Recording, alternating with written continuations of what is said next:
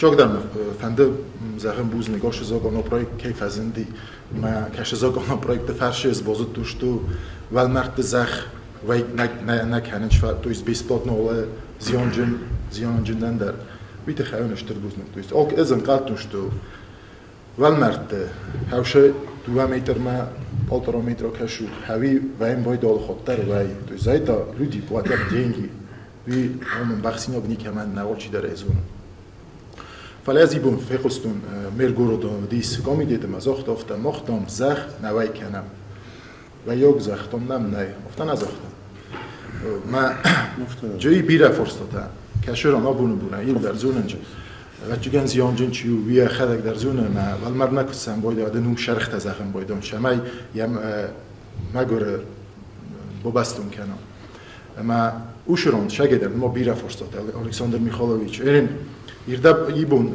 کمیته مرگورو دادیس ما جور افته آخام نخواست زخته چگان جور نگذر نو فلا ازوش نخواست مخیمه تنگرایستون آدم از این تدام ننگدای بزرگستاش زکوندام است کرشه آورد فلا دی آخام نخواست زخت ما ازویت خیجورن شده آبونه بو ناش زکونه مخ در تخت کنم نمای باکوسن قمم مگس که ایت در زخت آف دوای فخونم دام اون چی کوسه ول مرده او شادن مدام فخونم مدام اودم در خادرای سوش همه دام سر بافرسم تویست مرگورو داشتش تا اوش نخسته نه سات ویست قاد بود تو تستی دیل خواستیم آبون بود ما اوشنا نیست پروبلم اویت خیمه آبون من از آکون شو خسته شمای بیسپلاتنا آرچیدری از زیانه باورا در تریب بونی تایی آل کش میترن در خشو فیدچ آدم Речь идет о тех деньгах и о тех суммах, которые через бухгалтерию не проходят никакую.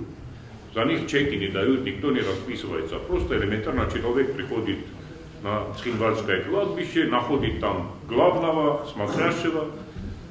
Он ему говорит, какую сумму обходится вот эта земля, ему из рук в руки передают деньги. Это бухгалтерским методом никак нельзя выявить и рассмотреть там нарушение.